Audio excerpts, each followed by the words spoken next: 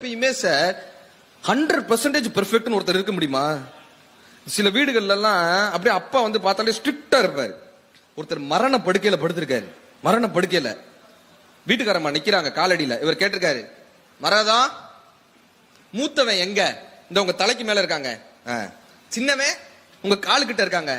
பெரிய பொண்ணு இந்த உங்க வலதுகை பக்கம் இருக்காங்க. நீ இந்த பக்கம் இருக்க. எல்லாரும் இந்த ரூம்ல இருக்கிறப்ப ஹால்ல ஏன் ஃபேன் ஓடுது அப்படின்னாரு. யோ நீ சாக போற. 100% பெர்ஃபெக்ட்டா ஒரு மனிதர் இருந்துடவே முடியாதுங்க. We are evolving. நம்ம அறிவு ஜீவித்தனத்தெல்லாம் வீட்டுல காட்டக்கூடாது சார்.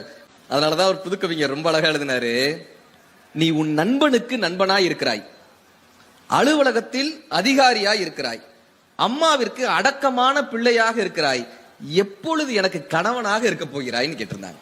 எப்பொழுது எனக்கு கணவனாக இருக்க போகிறாய்? வீட்டுல தேவை பெரிய அதிகாரி கிடையாது சார், அறிவாளி கிடையாது சார், ஒரு அப்பா தான் தேவை, ஒரு வாழ்க்கை துணை தானே தேவை.